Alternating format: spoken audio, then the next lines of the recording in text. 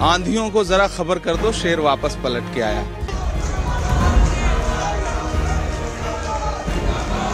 कांग्रेस नेता राहुल गांधी की लोकसभा में वापसी हो चुकी है। लोकसभा सचिवालय ने राहुल की सांसदी बहाल किए जाने से जुड़ा नोटिफिकेशन जारी कर दिया है। आपको बता दें कि हाल ही में सुप्रीम कोर्ट ने राहुल की लोकसभा सदस्यता बहाल करने का रास्ता साफ किया था। दरअसल सुप्रीम कोर्ट ने मोदी सरनेम केस में राहुल की दोष सिद्धि पर रोक लगा दी थी। सुप्रीम कोर्ट ने गुजरात हाई कोर्ट के फैसले को चुनौती देने वाली राहुल की याचिका पर सुनवाई के बाद दोष सिद्धि पर रोक लगाई थी। हाई कोर्ट ने बीजेपी विधायक पूर्णेश मोदी की ओर से दायर मानहानि मामले में राहुल की दोष सिद्धि पर रोक लगाने के अनुरोध वाली उनकी याचिका खारिज कर दी थी।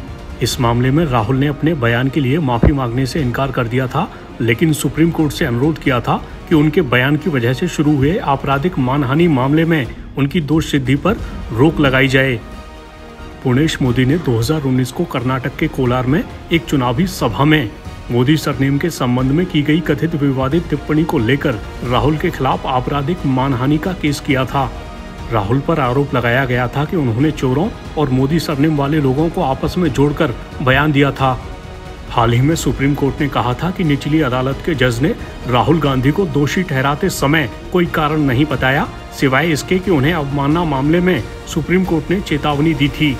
दरअसल सुप्रीम कोर्ट ने राफेल मामले के संबंध में प्रधानमंत्री नरेंद्र मोदी के खिलाफ उनकी चौकीदार चोर है टिप्पणी पर राहुल गांधी द्वारा बिना शर्त माफी मांगे जाने के बाद उनके खिलाफ अवमानना कार्रवाई बंद करते हुए भविष्य में उन्हें और ज्यादा सावधान रहने की चेतावनी दी थी।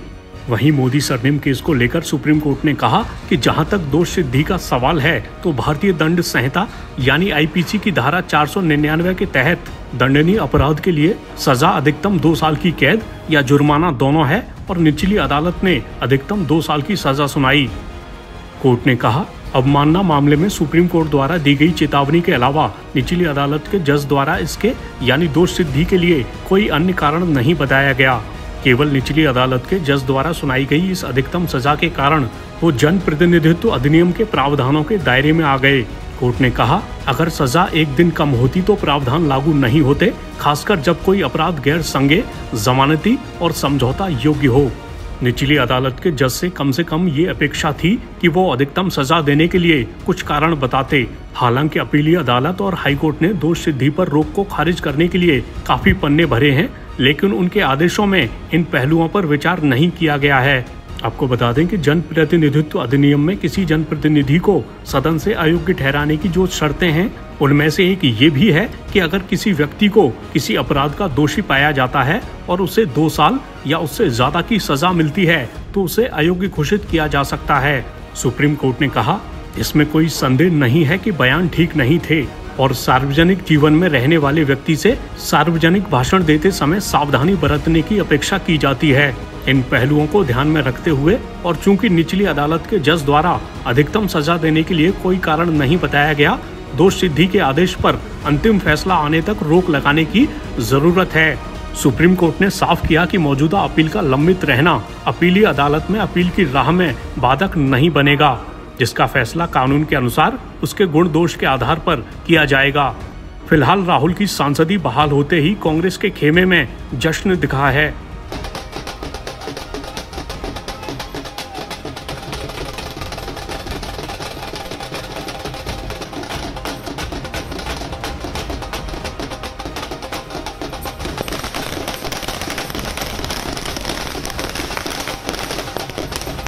इस मामले पर बीजेपी नेताओं ने कुछ इस तरह की प्रतिक्रियाएं दी हैं। फिर से लोकसभा सेक्रेटरी के द्वारा बहाल कर दी गई है, उसके बाद कांग्रेस पार्टी जश्न के मूड में मनाए। जश्न देखिए, उनको दोष मुक्त नहीं किया गया, केवल उनकी सजा पर रोक लगाई गई है और अभी भी उनकी अपील पेंडिंग है कोर्ट के अंदर। उसका इंतजार करना चाहिए और ये तो एक सामान्य प्रक्रिया है, क्योंकि 2 साल की सजा हुई तो उनकी मेमोरी जो है वो समाप्त हो गई, फिर उनकी मेमोरी को बहाल कर दिया गया क्योंकि सुप्रीम कोर्ट ने सजा पर रोक लगाई है। तो वो अभी एक्विटल नहीं हुआ है, वो दोष मुक्त नहीं हुए हैं। अभी भी जो आरोप था वो अभी भी बरकरार है और कोर्ट ने ये भी कहा कि it was not in a good test, इसलिए कोर्ट ने इतनी कड़ी टिप्पणी की राहुल गांधी के बारे में। तो स्वाभाविक था कि जब उनकी सजा पर रोक लग गई तो उनकी जो मेमोरी वो बहाल होगी, तो इससे क्या फर्क पड़ेगा। लेकिन हमारे भी तो लंबे समय तक इस सदन के सदस्य थे, उससे कांग्रेस की सेहत पर क्या असर पड़ा। लेकिन जिस मोदी सरनेम की वजह से उनकी सदस्यता गई थी, इस मामले में आपने भी पटना में कोर्ट में उनके खिलाफ मामला दायर कर रखा है।